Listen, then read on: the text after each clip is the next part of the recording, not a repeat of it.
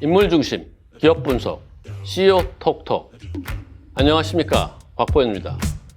오늘은 최근 일본의 수출 규제에 대응하기 위해서 부품, 소재, 장비 국산화에 앞장서고 있는 박영선 중소벤처기업부 장관에 대해서 알아보도록 하겠습니다.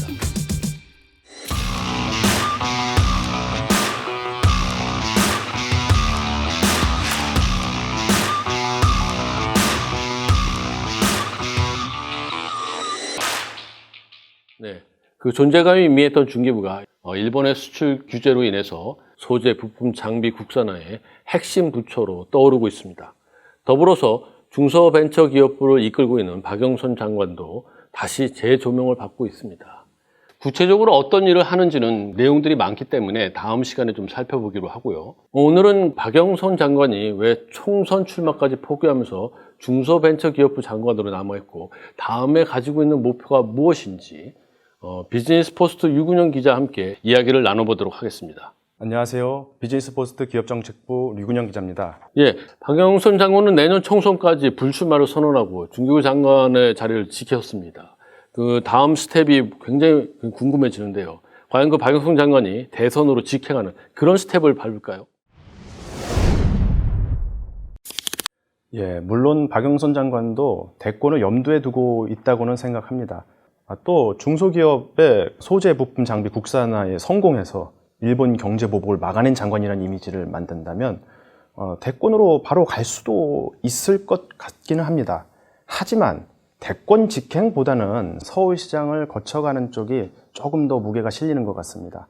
참고로 최근 대선 후보 지지도 조사를 보면 여권에서는 이낙연 국무총리가 1위를 차지하고 있고요. 뒤를 이어 이재명 경기도지사, 박원순 서울시장, 김경수 경남지사, 김부겸 의원 등이 순위권에 오르지만 박영선 장관은 아직 순위권에 이름을 올리지 못하고 있는 것으로 확인됐습니다. 박영선 장관은 1960년생으로 비교적 젊은 편에 속합니다. 그리고 그 이후에도 사실 대선에 나갈 기회가 있기 때문에 서울시장을 먼저 거쳐서 그 다음에 대선으로 가는 이런 행보를 밟을 수도 있겠네요. 예, 박 장관은 이미 2번이나 서울시장에 도전한 경험이 있습니다. 2011년 민주당 경선에서 쟁쟁한 후보들을 꺾고 민주당 후보가 됐습니다. 하지만 이때 박원순 당시 무소속 후보와 단일화 경선에서 패배해서 서울시장 도전을 접어야만 했습니다. 그 2018년 지방선거 때도 서울시장 후보에 도전을 했었습니다. 이때는 그 민주당 경선에서 박원순 후보하고 이제 경선을 치렀는데 2위에 머물러서 다시 또 도전을 접어야 했죠. 그런데 이번에 그 박원순 시장은 3선째라서 2022년 지방선거에는 나올 수가 없습니다. 그 중기부 장관으로서 존재감을 확실히 하면은 박영선 장관이 차기 서울시장 후보로 오르는데 좀 승산이 있을 거로 보입니다. 그러면 그 박영선 장관에게 중기부 장관 자리는 과연 어떤 의미가 있는 것일까요? 박영선 장관은 MBC 앵커 등을 지낸 언론인 출신으로 국회의원에도 4번이나 당선됐습니다. 하지만 행정 경험이 없다는 점은 약점으로 꼽힙니다.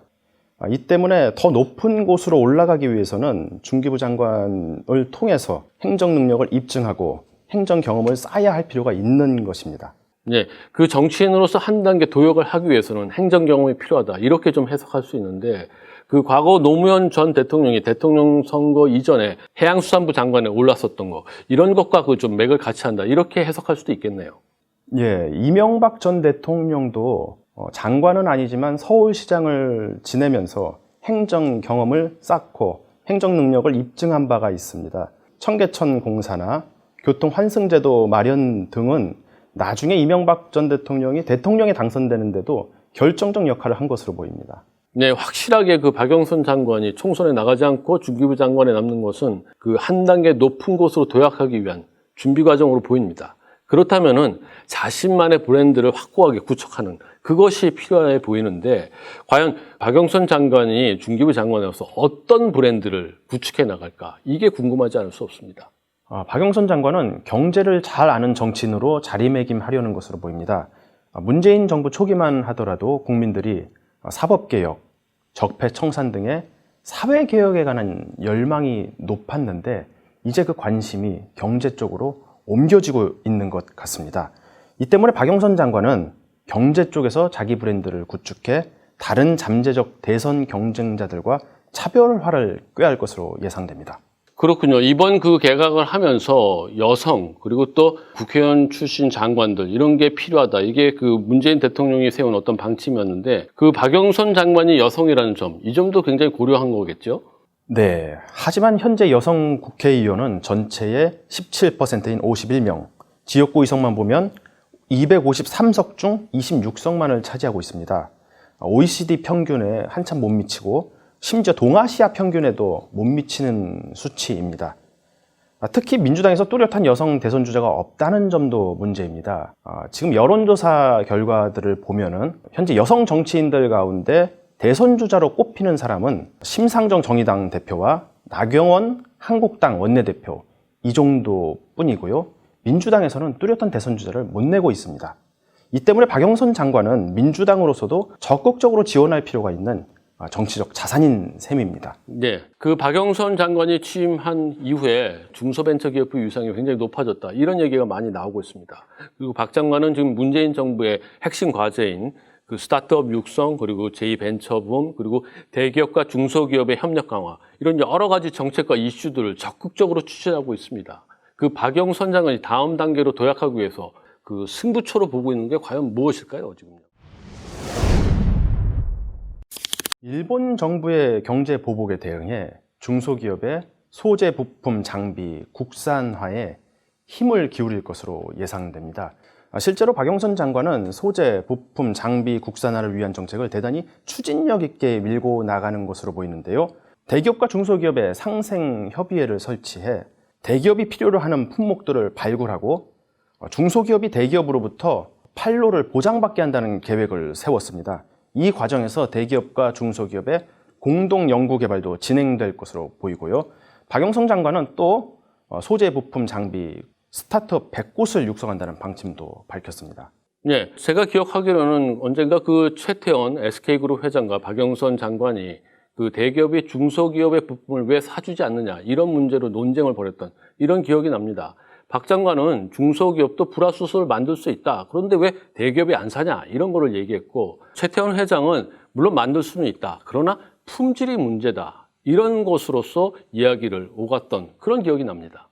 예, 이 일이 있고 난 뒤 박영선 장관은 자신의 페이스북에다가 첫 술에 배부를 수 있을까요?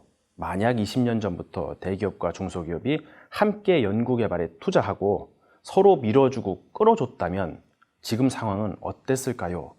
라는 글을 남기기도 했습니다.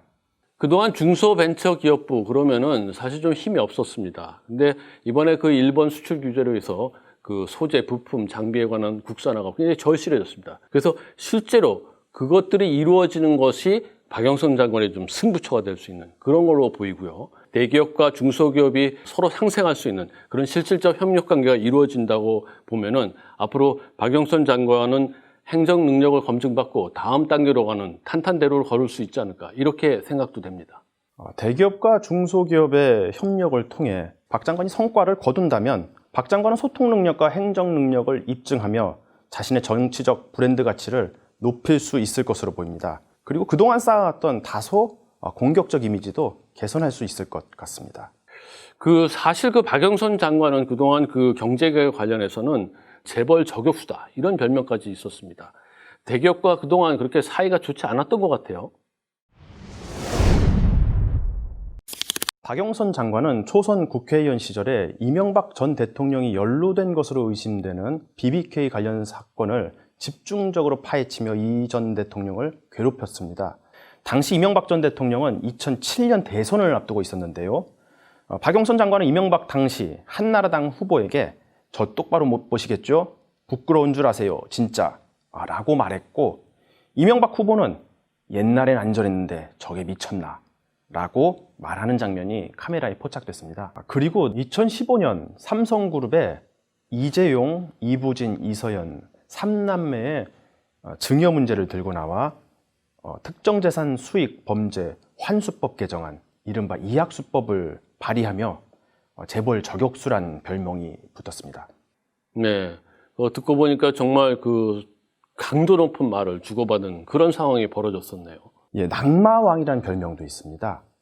야당 국회의원 시절에 장관이나 국무총리로 지명된 후보자들을 청문회에서 낙마시킨 것으로 유명한데요.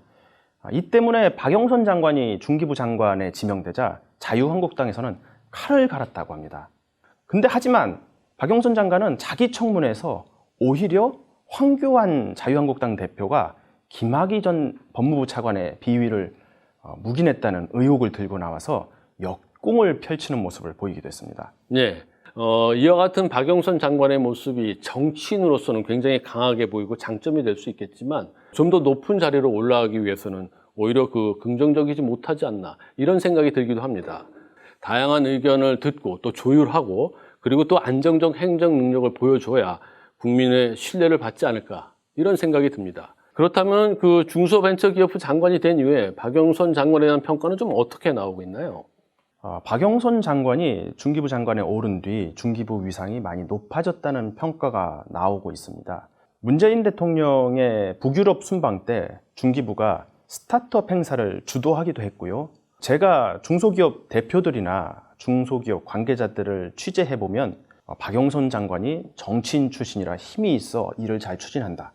이런 의견들을 내놓는 것을 확인할 수 있었습니다. 네, 하지만 그 중기부 위상이 올라간 게 중기부 정책이 강화된 것이 아니라 박영선 장관 개인의 정치적 역량에 의존한 것 아니냐 이런 지적도 나오고 있습니다. 그래서 박영선 장관이 퇴임한 이후에는 되돌아가는 거 아니냐 이런 걱정을 하는 사람들 많이 있는데 이런 면은 좀 어떻습니까? 네, 그 부분을 지적하는 목소리들도 많이 나오는 것 같습니다. 특히 정치인 장관들은 자신의 정치적 입지를 생각하기 때문에 당장 눈에 보이는 업적에 치중하는 경향들이 있는데요.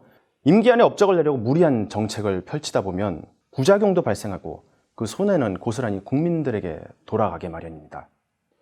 그 토끼는 용궁을 갈 때 간을 떼어놓고 갑니다.